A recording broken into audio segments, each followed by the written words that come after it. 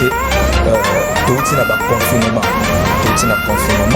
mais là la confinement si là qui na éviter ba nzambe belé bazaki na zelo wana ba confinement les gens de la liberté que ça tout le monde est dans nzambe c'est des choses pour papa na yo ko kana ko tsana ba ko ba yo kana yo na éviter so ba ko donc pour le bamini les gens franchement qui nous ont relâchement donc nous après de louche à savoir un ensemble de tout les soucis attaché dans ensemble des fois bazou dans les murs pas nous bazou moi il va que va souper dans le pays de gens de baptême non dépasse sa définition dans le dictionnaire le baptême veut dire plonger dans l'eau la naissance il y a l'église pour aider les gens à venir déjà parce que comme il attend de la fin ou soit les attentes de notre pasteur voyez comme ça la suite du commerce.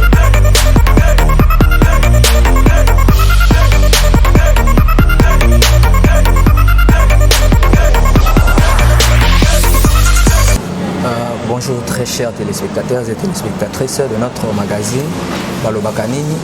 Comme vous le savez, nous sommes là pour vous informer, pour donner les vraies informations, pour vous confirmer à beaucoup de questions que vous nous posez. Donc nous sommes là, je ne suis pas seul sur ce plateau, je suis avec le pasteur Doudou Sinzidi. Lui c'est le révérend pasteur, donc il est le représentant légal de l'église Parole de Vie. C'est avec papa qu'aujourd'hui nous allons un peu parler de ce qui concerne toujours l'église et les enfants dédiés. Donc je suis avec papa, toutes vos questions que vous m'avez posées.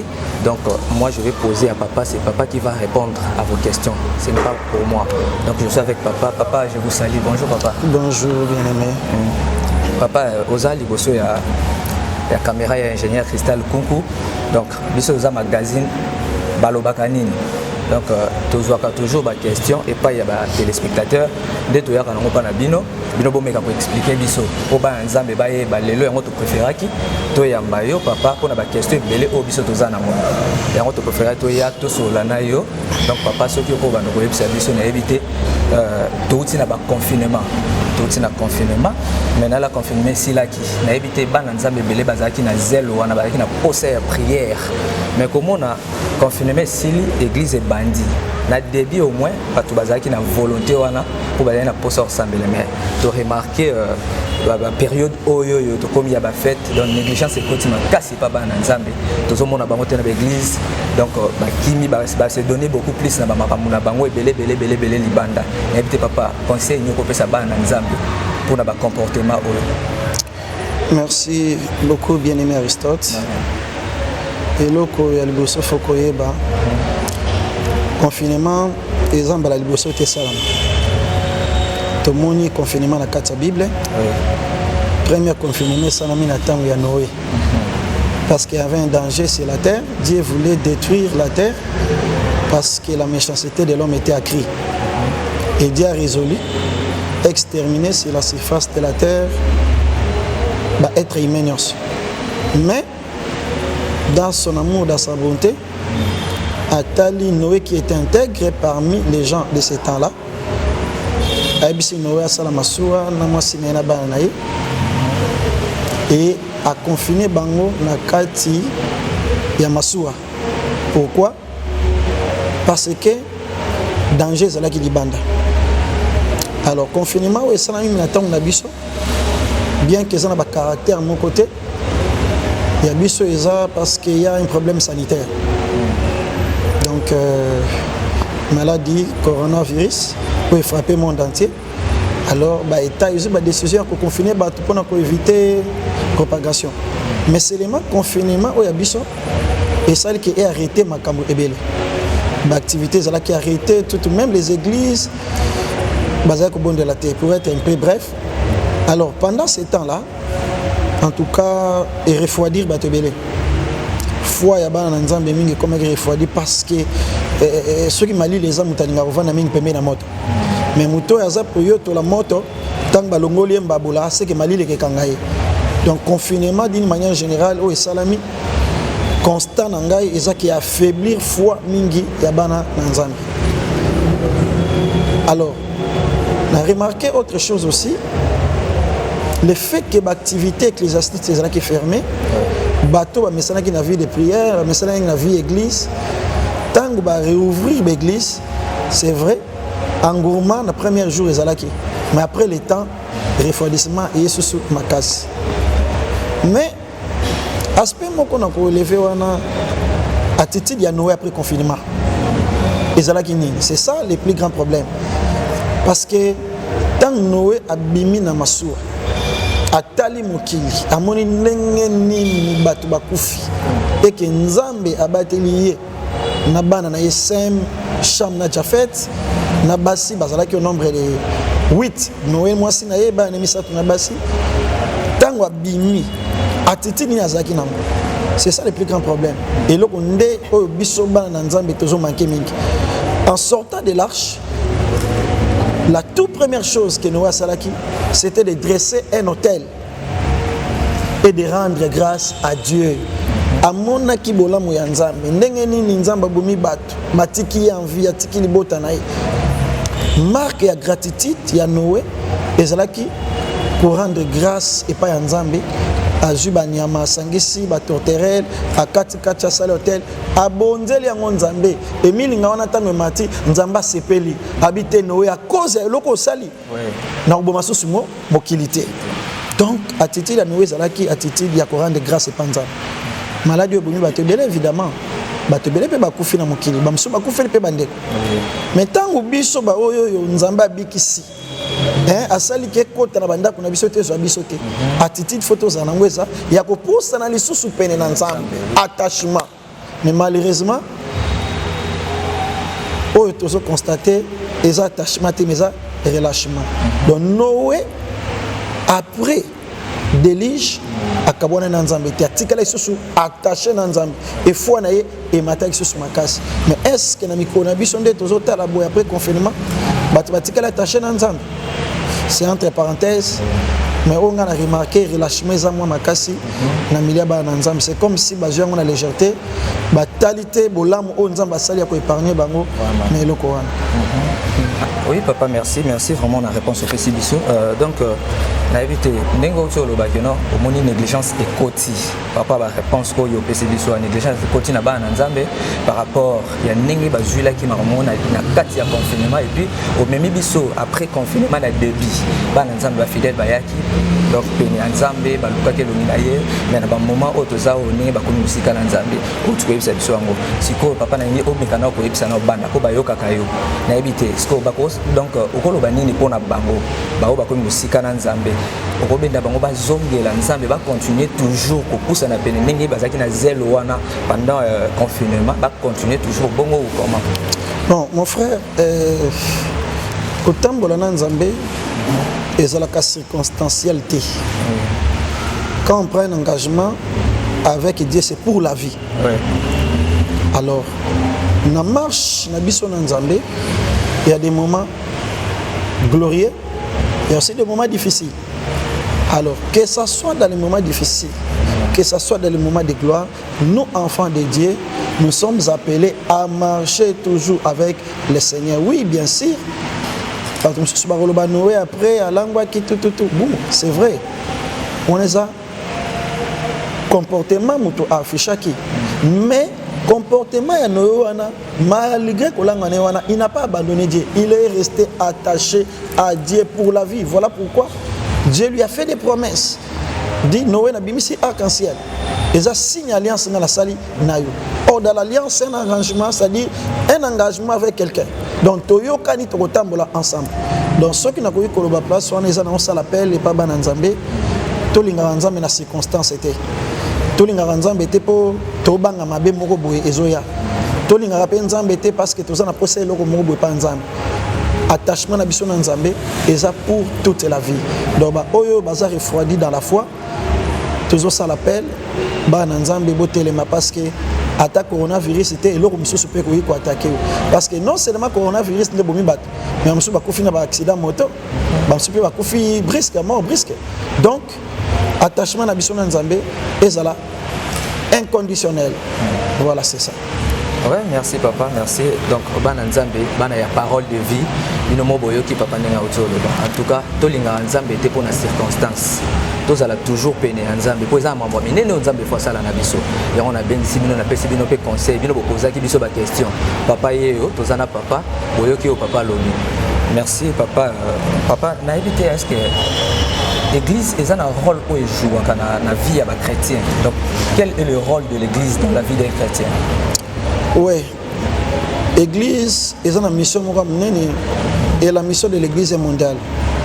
Elle est universelle. Alors, la vraie église d'abord, c'est l'église universelle qui est corps de Christ, qui est l'image du rassemblement de tous les nouveaux yambi Yesu.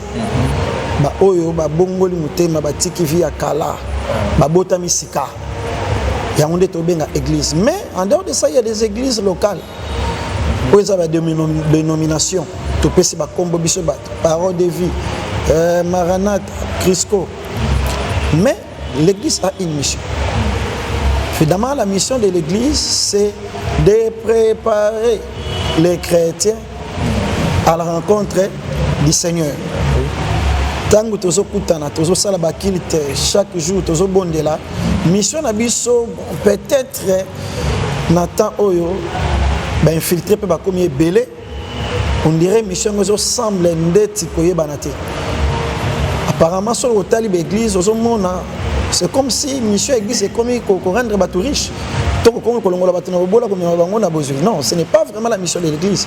Ndo yo kate yaka awa sokoye awa okoma boye mususu kuna bazo sala publicité ya Yesu te me ya bango moko biso sokoye tic tac biso sokoye bampuko ke bima tout biso sokoye boye. Bon, est-ce que c'est vraiment ça la mission de l'église? Non. La plus grande mission de l'église, c'est le perfectionnement des saints.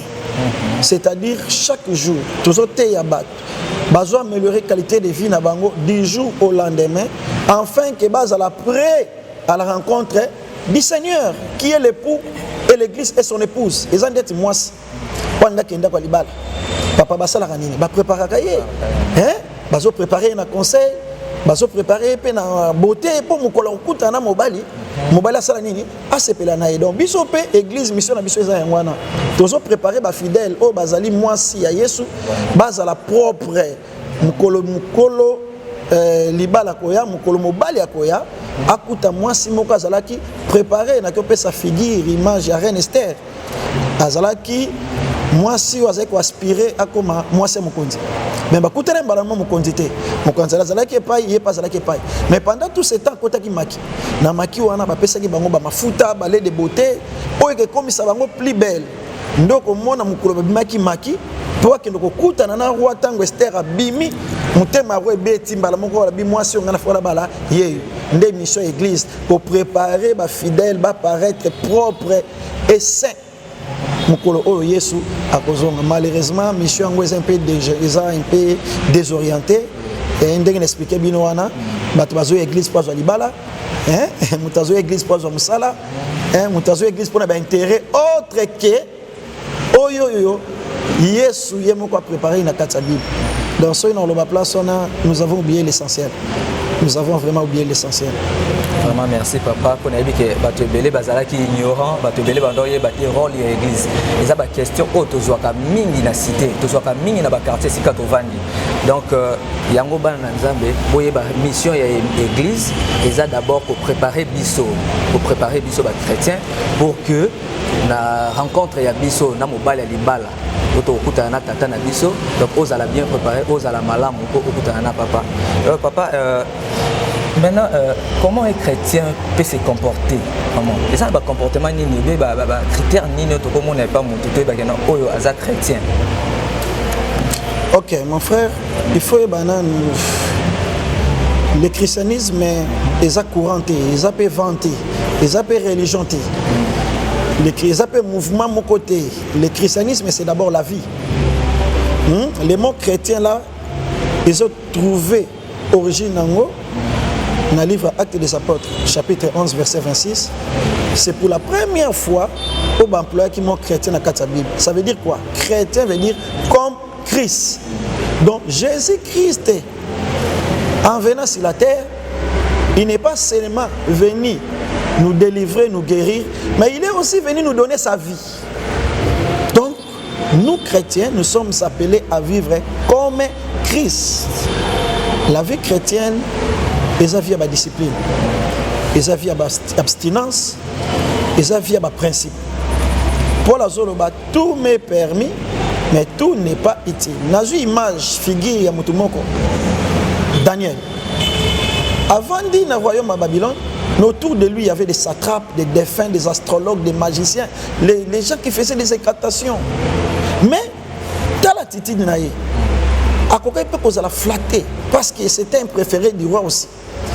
Il pouvait être flatté à cause de la vie, mais il s'est abstenu, il a dit niet. Mais ça, mon conduana, et ça, vient de sacrifier aux idoles. N'a pas se souhaiter, quel que soit avantage, ou na liaka na mesa mon conduit. Étant donné qu'il y a la souille na table du roi, je ne peux pas me mêler. ABC Enik, ABC garde, pesa biso temps, tolia kana biso kaka bandunda. Mais to boy ko kende kovanda na mesa ou que souiller, que compromettre bon Nzambe na biso. Je peux donner un deuxième exemple de Mardoché, qui s'est retrouvé aussi dans un pays lointain, où on leur avait imposé une loi bafuka magaliboso ya Aman. Mabi non. Nama na zanzambete, discipline na biso okyo fuka mela mutute. Quelle que soit la loi, il n'a pas cédé. Aboye ko fuka. Mais le biso ba na nzambe mingi to fuka mi. To teki bo nzambe na biso à cause de babiloka mukili, to perdre ba discipline ebele, to sali oyo ba payen bazo sala, ce qui fait que to continue na kata confusion totale. On a moutaz à la chrétienne, il ne suffit pas seulement à l'église. On a moutaz à la chrétienne, on a caractère, on a conduite, on a comportement. Oui, tu es chrétien, tu vis à l'église, mais tu te comportes comment? Comment tu vis à la maison? Et comme même scandale pour les païens, pour t'entendre le beau côté de l'église. Une fois, on a invité quelqu'un, elle dit ah, mais tous en serre, on a dit non, on a quatre lupango, on a lobby sarabatouté. Mais bozo ben abiso, toya donc. Moi, dans Nzambe, as un modèle. Mais oyo a commis modèle T. Yebisanga ko attirer nani pembeni naï. Alors la vie chrétienne, ce n'est pas une vie autozolo banaza chrétien, mais c'est une vie à vivre. Excusez-moi la tautologie, c'est une vie à vivre. Donc c'est un peu ça. Est-ce que bana nzambo bazo ke l'église comportement na bango, ils ont reflété vraiment que bazo vivre comme Christ. Là, c'est quoi une marque? Ça reste à savoir. Vraiment merci papa. Bana nzambe bozo ka papa.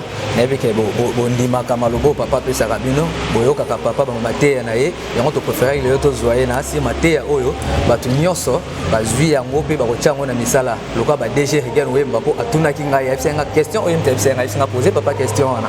Yana bomba question na baki na Alexandre te il faut na tuna papa. Vraiment papa merci papa est-ce que pour être appelé chrétien, il faut nécessairement être baptisé? Oui, là, c'est un grand sujet. Malheureusement, on n'a pas beaucoup de temps. Bible, on a Marc 15-16. Bible, évidemment, il y a ce jour, ça va disciple, beaucoup noté à Sangmanam. Bible, ceux qui croiront et la conjonction, qui seront baptisés, seront sauvés. Donc, pour être sauvé, il faut d'abord croire et être baptisé. Parce que Romains 10, 9 à 10, en croyant du cœur, on parvient à la justice et en confessant de la bouche, on parvient au salut.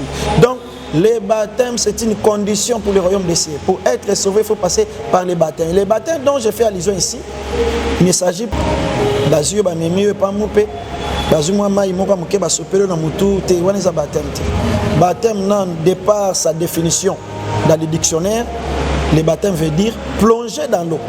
Bon, toi tu n'es pas plongé dans l'eau. Comment tu dis que tu as reçu le baptême? Oh, baboua kananamutu, on les a aspersion. Mais le baptême c'est l'immersion, le plongée totale. Donc muta dindi mobima na kati ya mai. Mais le baptême c'est ça acte ya foi, mutu soka ndimeli Yesu lokola mo kontro bikisi, andimi ko bongola ko pesa vie na ye ya sika et sengel nécessairement aller capable le baptême. Voilà. Il y a là beaucoup là-dessus le baptême parce que c'est un grand sujet. Dans le bel c'est essentiel. Il y a un moment dans le que baptême, il y a beaucoup moins de baptême. Parce que sur 1 Pierre 3, 21, Bible, le baptême c'est un engagement d'une bonne conscience. Un enfant d'une année de 2 ans, a la conscience de comment vous pouvez couper ses baptêmes. Donc je ferme cette parenthèse. Non, merci papa. Toyokiyo, le biso donc même babiso auto voit pas na oyo parce que ça babiso muso tozali pe ignorant, toyeba rappeler makambo ebele te parce que toyebi nyonso te. Ndengo yebisi biso expliquer biso to comprendre sikoyo pour na ndenge nini donc bakobenga yo Christ donc pour ozala appelé chrétien il faut seulement être baptisé. Mais baptême ango olobi que non eza te baptême pour catholique apesaka oya ko sopa mai na mutu eza pété bana wa mikeke noko baptiser moi na mutu moto esengi ba baptiser il faut d'abord andimina Jésus-Christ comme Seigneur et Sauveur de Sima Akodinda à l'âge de la conscience. Vraiment merci vraiment papa. Et ça sur la question moko boyeba nzambe batuna la biso c'est donc mingi. Éviter pourquoi la naissance il y a l'église pour belé tout le monde a lelo oyo. Et ça parce que tout comme il attend de la fin ou soit les accords que nos pasteurs baye pour nos salles de commerce ou soit baye pour nos lukande mbongo fond de commerce dans commis combo ya Yesu maxi. Bon, par rapport à la naissance de l'église, déjà acte moko ngai nazo pesa avis nanga personnel parce que là il ne s'agit pas de la Bible. Eza sengo makasi sur nazo mona ba église ezo botama parce que parmi mission pe o église eza nango pour na pesa ki bino mission principale.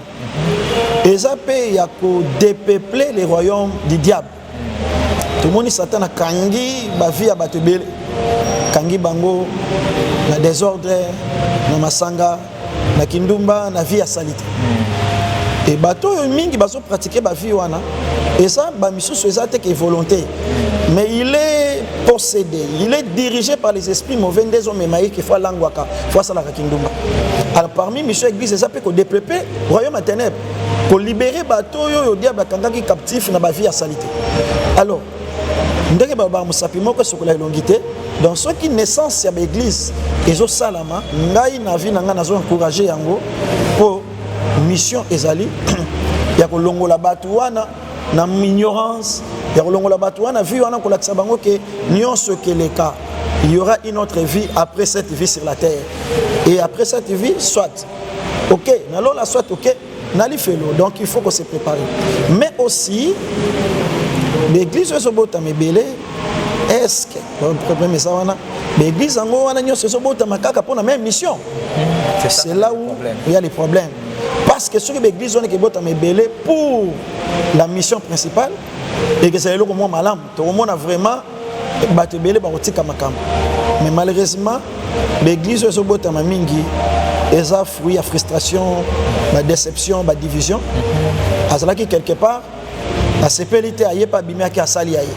mais est-ce qu'abimi na mission na vision to abimi kaka pour sala pe aye loko na ye pour profiter pe pour tam susu place azala ki papa pasteur mabonza za ko lia ye moko pour na bango tam susu mabonza foko kabola vraiment pour ça na bato baza bongo boza na église mais pasteur faut solo la mabonza to mona clair ni souper ça bon pasteur azo solo la te biso pe toke banda ya biso alors so que ça pour na ba raison alors c'est que l'église ezo botama wana ils ont une mission mais ce qui est pour la mission principale le salut des âmes là c'est pour l'église partout c'est ça. En tout cas merci papa mais tout le monde a fait même faux prophète on a combien de faux prophète au babimi tout le monde a l'élo ça là donc même surtout ma sœur comme qui m'a toujours si ma prophétie na bango wana qui m'a toujours si ma prophétie ba pasteur wana et puis l'élo comment qu'on sous papa ba pasteur au bazo malelo balinka ba kombo moko ya lokumu to yebite pour ça il nzambe mais la différence nini nano eza entre moto ba benga pasteur ou ba benga bishop ou ba benga archibishop ba bengi évêque ba bengi prophète n'était parce que bango nyonso tout le monde à cause de la paix représentant l'église moko boy mais ba kombo wana et joua carole nini. Merci bien aimé question tuninga et sexinga moi mingi parce que les asco maladie aux oranges église na biso actuellement vraiment c'est une très grande maladie et makambo yango to kutani nango et tozo bundana na yango Je répondre par rapport à ma faux prophète, c'est biblique. C'est tout à fait normal. On ne peut pas éviter que ça arrive quelque chose que Christ avait prédit d'avance. Alors, Bible, et les signes, les miracles, jusqu'à faire descendre les faits du ciel. Ça, c'est évident. Yes, déjà le bakayan. Mais seulement, Bible peut s'il se peut maïel. Le Bible bokoye babango nambuma na bango. C'est ça. Otali na ba prophétie, otali na miracle, mais t'as la conduite na. C'est simple. Parce que si quelqu'un vient de Christ, il faut ça la lokola Yesu. Bon, tout le monde a sali miracle, tout le monde peut obimisi batu biloko na nzoto. Tout le monde peut lobi makamba solo na prophétie na yo. Mais vie na yo ezali ndenge nini. C'est ça. Yango moni responsabilité c'est pas na biso basai na nzambe. To vandisa bandimi o tozoteya na miracle té. To vandisa ba on a parole parce que les l'église connaît un problème très sérieux. Les mêmes fidèles au bazo fréquenter l'église na biso. Ce sont eux-mêmes là, ils vont se rendre dans Bazamba, là où il y a des prophètes, pour appeler ça une prophétie. Tout ça, ça veut dire que nous tous sala atabongo ngwa fondement sur la parole de Dieu. Pour ce nous avons vendu le bananzam, alors ne peut pas faux prophète. Deuxième chose, ils appellent parmi les maladies ou le biwana il y a titre. Non, moi je vais te donner mon exemple. J'ai servi Dieu toute ma vie comme berger.